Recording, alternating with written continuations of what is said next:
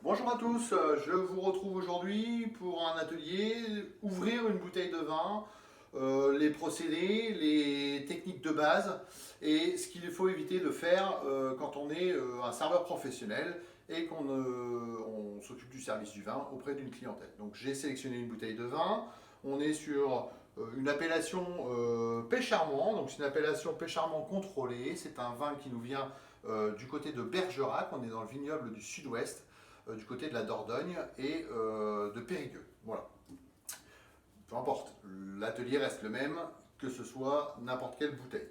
Première étape, on ne peut pas travailler sans son matériel. Donc je vais utiliser ce qu'on appelle un limonadier, un sommelier aussi, on peut appeler ça un sommelier. J'aurai besoin d'un lito, toujours travailler avec une petite serviette, quelque chose pour réceptionner éventuellement la petite gouttelette qui pourrait être renversée à côté, de façon à bien travailler. Donc première étape, il faut présenter son vin, hein, le client a passé sa commande, vous avez donc été chercher ou le barman vous a donné la référence que le client souhaitait. Donc vous présentez l'étiquette toujours. Alors on se présente toujours l'étiquette comme ceci, côté client, en expliquant un petit peu ce qu'il y a dessus et en rappelant un petit peu la référence du produit. Pourquoi? Parce qu'on peut avoir une erreur d'établi. Donc là je suis sur un Pécharmant, donc Madame, Monsieur, hein, votre vin, le Pécharmant, millésime 2015. Je rappelle un petit détail, le millésime, c'est l'année de récolte, l'année de vendange. Donc nous sommes en 2020, les raisins qui vont être récoltés cette année auront le millésime 2020.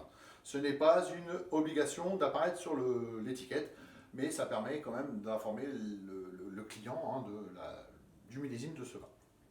Après avoir présenté mon vin, avec accord du client, je vais, imaginez que le client soit devant moi, je vais découper la capsule congé, la petite capsule verte qui est ici, qui est une taxe, d'accord, une obligation hein, pour les produits alcoolisés. Le mieux, c'est de se mettre au milieu de la bague, comme ici. Vous pouvez éventuellement vous mettre sur le dessous, sur le dessus, peu importe, mais le mieux, c'est de se mettre sur le milieu de la bague. C'est la façon la plus esthétique et la plus professionnelle de le faire.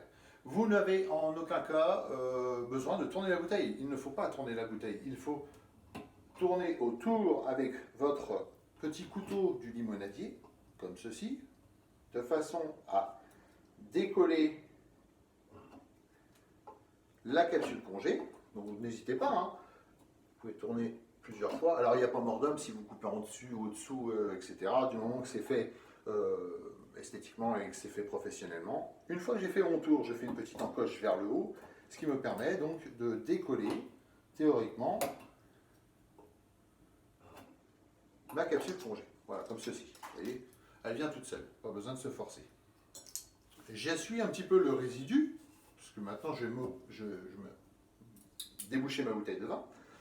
Avec mon limonadier, donc mon sommelier, je vais piquer bien au milieu de mon bouchon.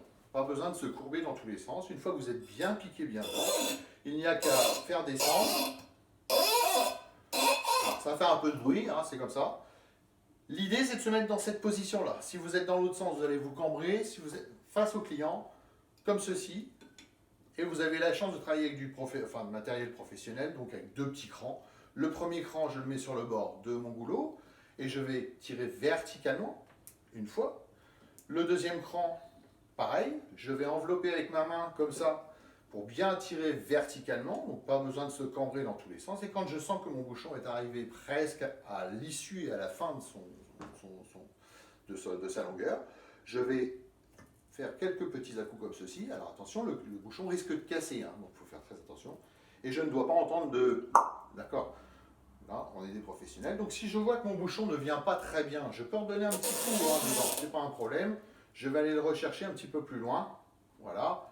Et une fois que j'en suis arrivé à ce stade-là, je n'ai qu'à faire comme ceci et entendre un léger pchit. Alors vous ne l'avez peut-être pas entendu, mais il y a eu ce léger pchit. Je suis un professionnel, même si je ne suis pas très expérimenté. Les gestes techniques sont là. On sent le bouchon. Évidemment que ça sent le bouchon, mais vous pouvez retrouver très rapidement un vin qui aurait un problème parce que le bouchon est multiplié par 10, l'odeur est multipliée par 10. J'ai essuie mon goulot. Un petit geste technique qui existe aussi, c'est de mirer, on appelle ça mirer le haut du goulot. Le bouchon, des informations sont dessus, donc je le mets à disposition du client. Alors je ne le pose pas n'importe où, Je le mets dans une petite coupelle, éventuellement, comme ceci. Vous voyez, avec son appellation, parce que sur certains grands vins, nous avons le millésime qui est marqué dessus, et le client qui dépense une certaine somme est content de pouvoir le garder. L'atelier s'arrête là pour le débouchage de la bouteille, mais on va procéder maintenant au service. Pour ce faire, j'ai fait une petite mise en place, comme ceci, voilà, avec verre à vin, verre à eau. Ce qu'on appelle un verre à eau, parce que c'est pas vraiment ça un verre à eau, normalement c'est le même que le verre à vin, mais le plus grand. D'accord. Donc aujourd'hui, tous les restaurateurs ont un verre comme ça. Petite mise en place de type brasserie. L'idée, c'est de se munir toujours de son litho, et pour le service, de faire goûter toujours à droite du client qui a commandé sa bouteille. Ce n'est pas la personne de n'importe qui, c'est la personne qui a fait la commande du vin qui normalement doit goûter. Donc toujours étiquette devant le client, imaginez que mon client soit là. Je vais donc procéder au service. Un petit coup de goulot, j'essuie l'excédent, la petite gouttelette qui pourrait tomber à côté, et le client n'a plus qu'à déguster. Donc je le fais goûter. Après accord et validation de la possibilité de servir, je commencerai à servir les convives, les femmes pour commencer, hein, et je terminerai par la personne qui a goûté. Attention, on ne remplit pas jusqu'en haut, on remplit jusqu'ici, c'est suffisant. Voilà. Alors ce qu'il ne faut pas faire, c'est ouvrir la bouteille en hauteur, comme ça. Hein. On ne secoue pas le vin, ce n'est pas de la limonade, c'est quelque chose de précieux, c'est quelque chose avec l'amour du viticulteur, donc fais attention. On ne travaille jamais sans son litho parce que si la gouttelette de vin tombe sur l'épaule du client, ben, vous n'avez plus qu'à payer le pressing. Et voilà, donc on ne secoue pas le vin, on ne fait pas trop de bruit en ouvrant avec le bouchon, on ne met pas la bouteille entre les jambes. Nous sommes des professionnels, donc on doit travailler comme des professionnels. C'est exactement la même technique si vous optez pour un rosé ou pour un blanc. Sauf que, comme le blanc est rosé, toujours dans un récipient, soit un seau, soit une poche comme j'ai utilisé aujourd'hui, dans lequel vous aurez mis bien sûr des glaçons. Votre rosé doit déjà être bien frais avant. La technique de service, de débouchage de bouteille, c'est exactement la même chose. Vous pouvez éventuellement sortir la bouteille de son seau, mais il est quand même préférable de le faire entièrement dedans, toujours en ne tournant pas la bouteille dans tous les sens. Voilà. J'espère que cet atelier vous aura apporté quelques connaissances supplémentaires. Je vous souhaite une bonne journée et vous dis à très bientôt.